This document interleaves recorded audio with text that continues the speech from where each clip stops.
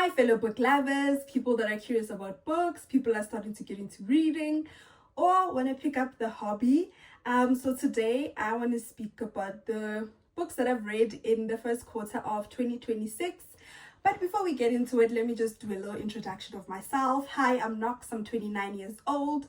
I fell in love with reading when I was a teenager.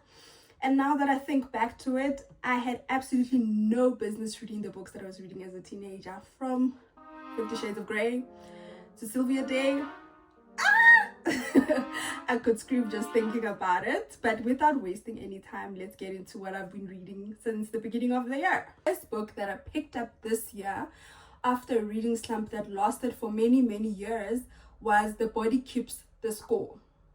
I don't know why this was my first go-to. I thought I'd enjoy this book because I've heard a lot of people speak about it, saying that it's been life-changing, it's been great for them. However, I didn't have the same experience, and that's the thing about reading books. Even if you read the same book as someone else, you might not perceive it the same way, you might not enjoy it the same way. And I think that was the first mistake I did when I first got back into reading this year, because I'm a fiction girly. Give me thrillers, give me romance. That's me. So I don't know why I picked up this book.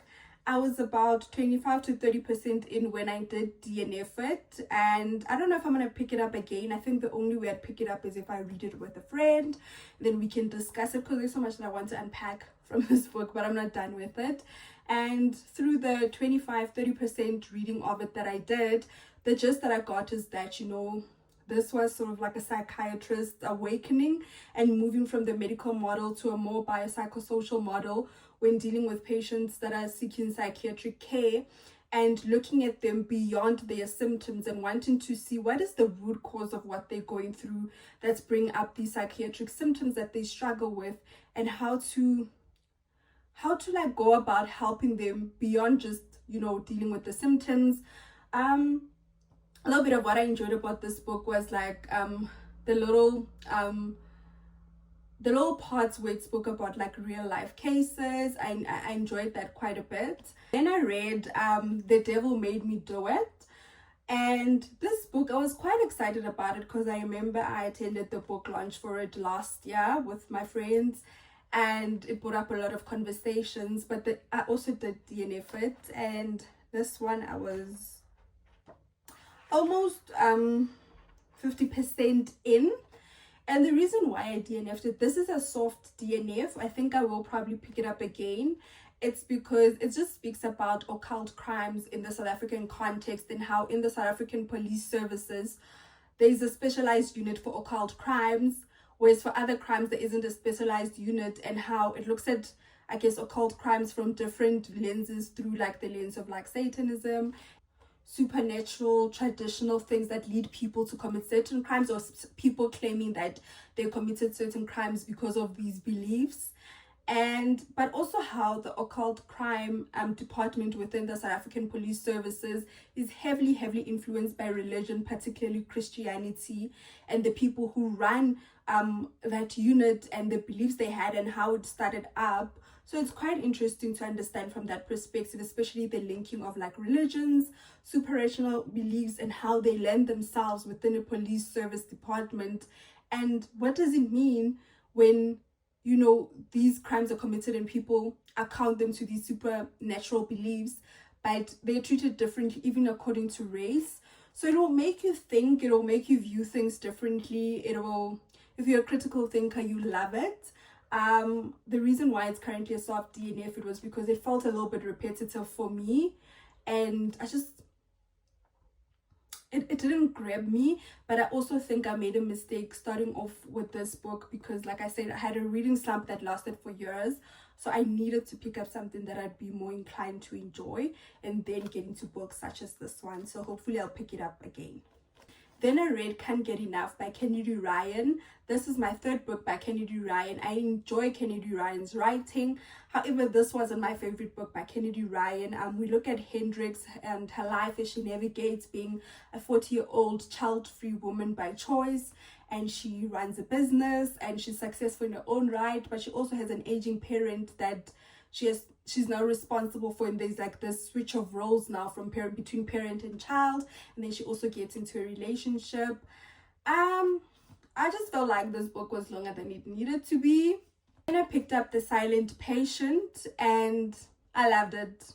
Here we have a woman who's accused of killing her husband, and there's this psychotherapist who's so desperate to help her that he does everything to go and offer her psychotherapy, even though his colleagues are against it. And I think that's what grabbed my attention with this book. It was, why is the psychotherapist going through all these hoops and hulas to help this particular patient? What is going on? And then in the end, it all makes sense. As a thriller, I think it's a good thriller when you're first starting out with thrillers. You're interested in your genre. You don't want to overwhelm yourself too much. But yeah, I enjoyed the read. I really did enjoy this one. Then I read Verity. This is also a thriller. I am team am I team manuscript or not? I'm team manuscript. I am team manuscript. If you've read this one, you know exactly what I'm talking about. But in this book, we look at Lo, who's a struggling writer, and she's struggling financially, and she accepts the job to finish off the work of another author, and she goes into this author's home, and then from there a lot just unfolds. But you might think the woman, either Lo or the other woman in this book, you might think they are both villains, but I think the villain is Jeremy. If you read it, you'll understand why. I think Jeremy is the villain, and he took advantage of both the woman, and he cannot be trusted. Then I read Dear Debbie. This was such a fun read. It's also a thriller. It's so fun. It's not a thriller that's heavy. It's not a thriller that's going to give you sleepless nights. It's not going to like overly shock you, but it's a fun read, and it's such a quick read. Like, I think I finished this in like 2 days. I don't want to put it down because Debbie is so chaotic in the best way possible, and Debbie just wants to be protected, and unfortunately she didn't have people that protected her at a certain time period in her life, and now she's like preoccupied and really like fixated on protecting the people in her life, and she will do anything to protect them. So I really think this is a fun book, and I also think this is one that you can also pick up if you're interested in the genre of thriller, but you haven't really explored it and you want to ease yourself into it. So yeah, but I think if you read thrillers a lot, this could possibly fall flat for you. Then I read 1,000 Boy Kisses, and this was cute. I remember seeing a lot of reviews where people said this was like extremely heartbreaking, that you're gonna cry. That wasn't my experience. The book was sad. I mean, we have kids that meet when they're 5 years old and they grow up together, but there's life circumstances that they both face that challenges them, and they're beautiful, the relationship that they've built, and those parts were sad. But for me, it wasn't necessarily like extremely gut-wrenching where I was crying my eyes out. I think I would have probably enjoyed this book way more in my teen years. Bosadi. This is my favorite book so far that I've read. I loved Bosadi, and I don't know if I'm smiling like that. I loved it, but I shouldn't be smiling that much because this is a really, really a sad book. And we look at Naledi's life from her perspective, as well as the perspective of her live-in helper who initially came into a house to be a live-in nanny, but that had to change. And we look at Naledi's beliefs and religion, and her marriage, and how people in her life influence her, and how she views her marriage. And you just have to pick this one up. Like, please don't let the year end without you getting a copy of this book. I love it so much that I'm gonna get other books by Kopano. It's just incredibly written, and it's short, but it lands. It truly lands, and it touches your heart. It tugs at your heartstrings. You'll get frustrated, you'll get angry. Yeah, it's absolutely worth the read, and it has one of the most shocking first pages. Later, oh my gosh, when you speak about heartbreak from the first page to the last page, this is this one. This is the book where people were like, you're gonna cry. I made a TikTok that I was reading it, and people were like, you're gonna cry. They were right. Towards the end, I cried my eyes out when it comes to this book. It's so sad. Ella has a brother who's in the military. Her brother is like, sort of feels like Ella could benefit from having a pen pal because she's a single mom. She runs a business, and then he recommends that she becomes pen pals with his best friend in the military, and they start exchanging letters, and from there so much unfolds. My only disappointment with this book, it's described as an emotional romance. However, I felt like I needed more romance in the book, especially because it had such heavy parts and themes and events happening. I needed that romance to lighten it up, and the romance was very subtle. It was a slow burner. It, like, the author was just teasing us with it at some point, or it was rather short-lived. But this is an absolutely heartbreaking book, and the author didn't have to make it this heartbreaking. Rebecca, it didn't need to be this heartbreaking. I read That's Not My Name. This is a thriller. This was a cute one. This was a cute thriller, to be quite honest.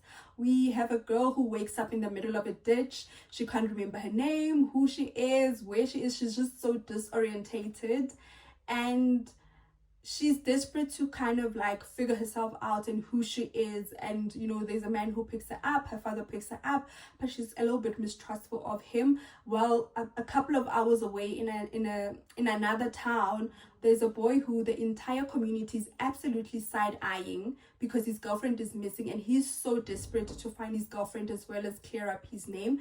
This was also quite a fun, quick read, but the ending will break your heart. I read Cursed Daughters. This book, so many emotions came up, so many characters, but yeah, this is a family where the daughters are cursed because of a decision that one daughter made, and the person who she wronged put a curse on her and other daughters in the lineage.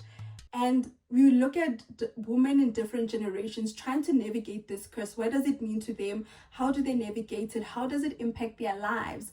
But we also have one of the daughters in the youngest generation.